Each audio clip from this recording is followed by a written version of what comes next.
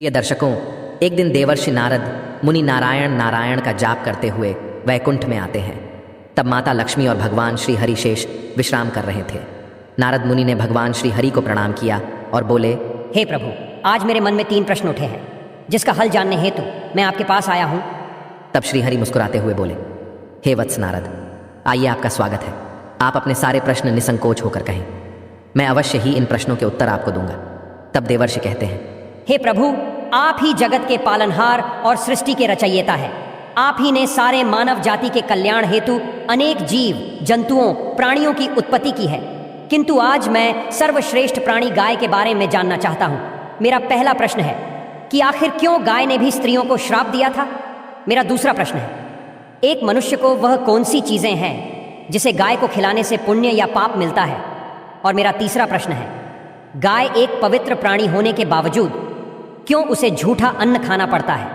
मित्रों, भगवान श्री हरि मुस्कुराते हुए बोले, हे मुनीश्वर, आज आपने समस्त मानव कल्याण हेतु अत्यंत महत्वपूर्ण प्रश्न किए हैं। गाय को माता के समान पूजनीय माना जाता है और गाय में 33 कोटि देवी देवताओं का वास होता है। यह सबसे पवित्र प्राणी है, जिसकी उत्पत्ति समुद्र मंथन के समय देवी लक्ष्मी के साथ हुई थी। जिस घर में गाय की पूजा और सेवा की जाती है, वहाँ देवी लक्ष्मी हमेशा अपनी कृपा दृष्टि बनाए रखती है। मैं आपके प्रश्नों के उत्तर इस एक पवित्र कथा के माध्यम से देना चाहता हूँ। जो भी मनुष्य इस कथा को ध्यान से पूरा सुनेगा, उसके मैं 32 अपराध माफ करता हूँ और मृत्यु के बाद उस व्यक्ति को श्री कृष्ण के धाम गौलोक में स्थान मिलता है। तब नारद मुनि कहते हैं, हे प्रभु, मैं इस पावन पवित्र कथा को पूरा ध्यान से सुनूंगा और मानव जाति के कल्याण हेतु मैं इसका प्रसार भी करूंगा। कृपया आप कथा को आरंभ करें। मित्रों, एक समय की बात है। यस्य देश में एक किसान जिसका नाम ज्ञानू था और उसकी गाय का नाम नंदिनी था। ज्ञानू हर दिन अपनी गाय को चराने के लिए खेतों में ले जाता, उसकी हर रोज नित्य सेवा करता था। गाय नंदिनी भी अपने मालिक ज्ञानू से बहुत अधिक लगाव रखती थी। उसका एक बछड़ा भी था जो हमेशा उसके साथ रहता था। वे दोनों एक दूसरे से प्रेम पूर्वक व्यवहार करते थे। इसी तरह कई सालों तक ज्ञानू अपनी गाय नंदिनी की सेवा करता था और नंदिनी भी उसे बहुत सारा दूध देकर ज्ञानू और उसके परिवार का पोषण करती थी। ज्ञानू गाय के दूध को बेचकर अपने परिवार का पोषण करता था। फिर कुछ दिनों के बाद ज्ञानू का विवाह गांव के एक किसान की बेटी शालिनी से हुआ। शालिनी दिखने में तो सुंदर थी, लेकिन वह एक लालची और क्रूर स्वभाव की स्त्री थी। जिस दिन वह विवाह करके ज्ञानू के घर आई, तभी से वह ज्ञानू को अपनी मांगे पूरी करवाने के लिए हट किया करती थी। हमेशा उसे भला बुरा और अपशब्द बोलती थी। वह हर दिन सुबह देर से जागती थी तथा देर से भोजन बनाती थी और बचा हुआ बासी अन्न गाय को खिलाती थी। मित्रों, फिर एक दिन शालिनी ने स्वयं के लिए कुछ गहने खरीदवाने के लिए ज्ञानू को मना लिया और कहा कि ऐ जी, सुनते हो, हमारे गाय का जो बछड़ा है उसे हम बेच देते हैं। वैसे भी हमें उसकी कोई जरूरत नहीं है। अगर आप मुझे गहने लाकर नहीं देंगे तो आज से मैं भोजन नहीं बनाऊंगी। तब ज्ञानू ने मना किया तो वह ज्ञानू के साथ जोर से झगड़ने लगी। बेचारा ज्ञानू उसकी जिद के आगे हताश होकर उसने ना चाहते हुए भी गाय के बछड़े को बेच दिया। इस कारण से नंदिनी गाय और ज्ञानू दोनों बहुत दुखी होकर एक दूसरे को ताकते ही रह गए। फिर कुछ दिन बीतने के बाद ज्ञानू की गाय ने अचानक दूध देना बंद कर दिया, क्योंकि अब वह फिर से बच्चा देने के लिए उद्यत हो गई थी। गाय के दूध न देने के कारण से शालिनी ने उसे घर से बाहर निकाल दिया और घर न आने के लिए बहुत से अपशब्दों का प्रयोग किया। मित्रों, गाय एक बेजुबान प्राणी अवश्य है, किंतु वह मनुष्यों के हाव भावों को अच्छी तरह से समझती है और वह वहाँ से चुपचाप चली गई। फिर नंदिनी अपना जीवन गांव के पास वाले जंगल में व्यतीत करने लगी। जब कुछ दिन बीतने के बाद गाय गर्भवती हो गई और वह अपना जीवन उसी जंगल में रहकर जीने लगी। कुछ महीने बीतने के बाद ज्ञानू की गाय नंदिनी ने यह सोचा कि जब मुझे बच्चा हो जाएगा तो ज्ञानू और उसकी पत्नी शालिनी शायद फिर से मुझे अपने घर वापस ले जाएंगे। इसलिए उसने दूसरे बछड़े को ज्ञानू के खेत में जाकर जन्म दिया। अगले दिन शालिनी जब खेत में आई तो उसने देखा कि नंदिनी गाय ने उन्हीं के खेत में एक बछड़े को जन्म दिया है। तब शालिनी के मन में वह फिर से बुरा ख्याल आया, अब मैं इसके बछड़े को बेचकर धन कमाऊंगी और दूध से हमारा परिवार सुखपूर्वक जीवन व्यापन करेगा। ऐसा वह सोच ही रही थी। नंदिनी का नवजात शिशु बछड़ा, जो अभी अभी जन्मा हुआ, माँ के रक्त से भरा हुआ जमीन पर रेंगने लगा, जिस कारण से उसके शरीर पर कंकड़ों के कारण छोटे छोटे घाव होने लगे थे। अपने नवजात शिशु की ऐसी हालत पर नंदिनी गाय को बहुत असहज महसूस होने लगा और तड़पती हुए अपने बच्चे की ओर देखने लगी, क्योंकि वह कुछ भी नहीं कर सकती थी और ना ही उसे उठाकर खड़ा कर सकती थी। बेचारी गाय पूरी तरह से मजबूर होकर बस अपने बच्चे देखती रही।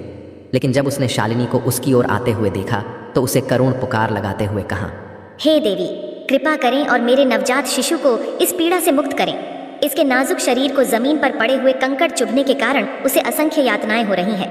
यह अभी अभी जन्मा हुआ असाह मेरा बच्चा है, आप इसकी मदद करें, ये मेरी विनती है आपसे। जब शालिनी ने गाय के बछड़े की ओर देखा तो वह अत्यंत दुर्गंध युक्त रक्त में पड़ा रेंगता हुआ अपनी माँ की तरफ धीरे धीरे बढ़ रहा था। तब शालिनी को उस गाय के शिशु की ऐसी हालत देखकर उसे उस पर दया आने के वजह घिन आने लगी और उसने गाय के बच्चे को न उठाते हुए कहा, भला मैं तुम्हारे ऐसे गंदे बछड़े को क्यों छू लूं? यह कितना ही अधिक गंदगी में दूषित अवस्था पड़ा है। मित्रों, वह गाय शालिनी से बहुत याचना करने लगी, रोते हुए, गिड़गिड़ाते हुए, हृदय के अंतर मन से उससे विनती करने लगी। किंतु शालिनी के क्रूर स्वभाव के कारण उसने गाय के बछड़े को छुआ तक नहीं और वह वहां से दूर चली गई। वह नंदिनी गाय बार बार उसे विनती करती रही, किंतु शालिनी ने उसकी बातों पर ध्यान नहीं दिया। तब गाय ने भगवान को प्रार्थना करते हुए गुहार लगाई और हृदय के अंदर से करुण आवाज के साथ कहने लगी, हे प्रभु, आप इतने निर्दयी क्यों बन गए हो? ये मनुष्य तो अपने स्वार्थ के चलते किसी भी मदद नहीं करते हैं। हे भगवान, आप क्यों मेरे निर्दोष निष्पाप बछड़े को ऐसी प्राण घातक सजा दे रहे हैं? आखिर हम प्राणियों ने कौन सा महापाप किया है जिस कारण से हमें अपने बच्चों को ऐसा तड़पते हुआ देखना पड़ता है? कृपा करें प्रभु, एक माँ की पुकार सुन लीजिए। इस बालक की पीड़ा को देखकर मेरा हृदय तिल तिल टूट रहा है। प्रभु रक्षण करें मेरे नवजात बछड़े की। गाय की ऐसी करुण पुकार सुनकर स्वयं श्री कृष्ण वहां पर पधारे और उन्होंने उस शोकाकुल गाय को शांत किया और गाय सहित समस्त प्राणियों को आशीर्वाद दिया कि उनके बच्चे जन्म लेने बाद तुरंत ही चलने लगेंगे, जिस कारण से वे उनके स्वयं के माँ के आसपास रह सकेंगे। मित्रों, भगवान श्री हरि कहते हैं, हे नारद, श्री कृष्ण आशीर्वाद देकर वहां से अंतर्ध्यान हो गए। किंतु थोड़ी ही देर के बाद जब शालिनी वापस उस गाय के पास उसे देखने के लिए आई तो उसे उसकी आंखों पर विश्वास नहीं हुआ। तो शालिनी ने गाय के बच्चे को हल्का सा धक्का देकर जमीन पर गिरा दिया। जब गाय ने शालिनी की ये घिनौनी हरकत को देख उसे बड़ा ही क्रोध आया और उसने कहा, हे भगवान श्री कृष्ण, आज मैं समस्त संसार, देवी देवताओं, अग्नि, वायु, आकाश, जल और वृक्षों को साक्षी मानते हुए शालिनी को श्राप दिया। हे दुष्ट स्त्री, आज तुमने अपनी क्रूरता की सभी हदें पार कर दी है। मैं आज समस्त संसार को साक्षी मानते हुए तुम्हें और समस्त मानव जाति को ये श्राप देती हूँ कि जब भी तुम्हारा बच्चा पैदा होगा तो उसे चलने के लिए सहारे की जरूरत पड़ेगी और तुम्हारे बच्चों को चलने के लिए 1 वर्ष तक का समय लगेगा। मित्रों, भगवान श्री हरि कहते हैं, हे नारद, आपके पहले प्रश्न का उत्तर इसी नंदिनी गाय के श्राप के कारण आज मनुष्य के बच्चों को चलने के लिए सहारे की जरूरत पड़ती है और ठीक से चलने के लिए मनुष्य शिशु को 1 वर्ष तक का समय लगता है। सतयुग में मनुष्य के बच्चे जन्म लेने के तुरंत बाद ही चलते थे। हे नारद, जब शालिनी अपने घर संध्या समय वापस आ रही थी तभी इस गाय के श्राप के कारण तूफान वर्षा होने लगी और तेज बिजलियां गरजने लगी। तब तेज वर्षा के कारण शालिनी एक पेड़ के नीचे सहारे के लिए रुक गई थी, किंतु नियति के खेल ने उसी पेड़ पर बिजली गिरा दी।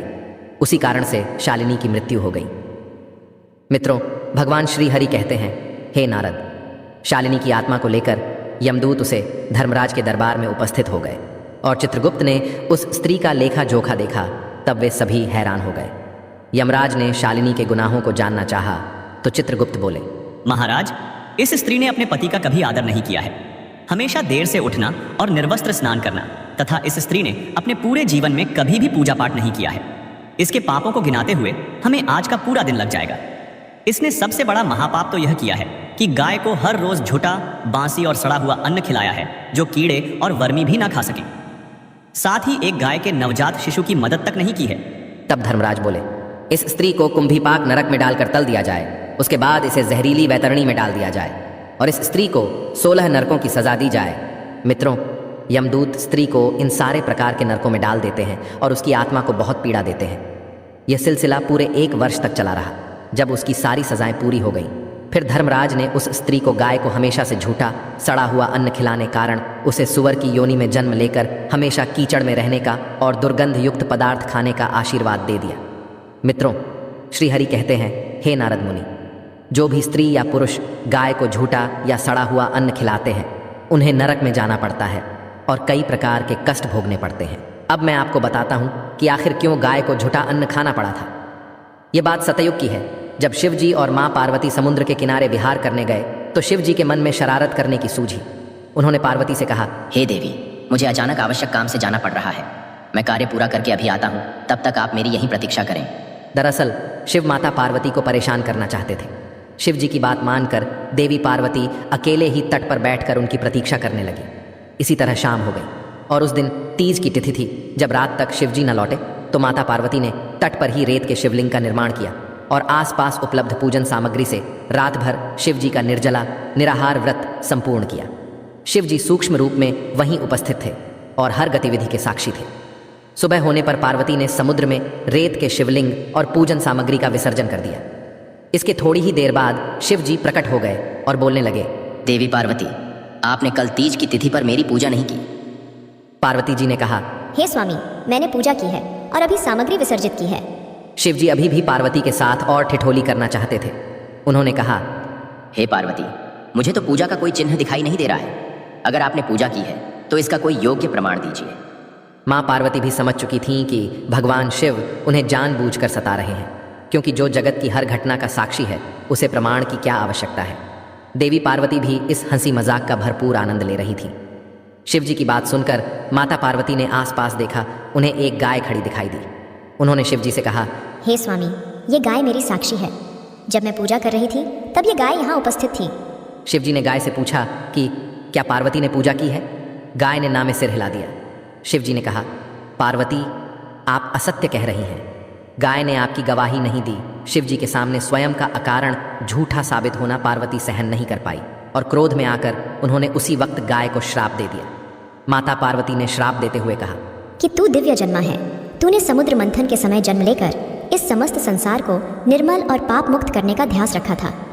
तू जगत कल्याण के लिए प्रकट हुई है, इसीलिए जनहित के लिए तेरे गुण यथावत रहेंगे। किंतु जिस मुंह से तूने झूठी गवाही दी है उसे दंड भुगतना होगा। झूठ बोलने के कारण अब से झूठन ही तेरा आहार होगी।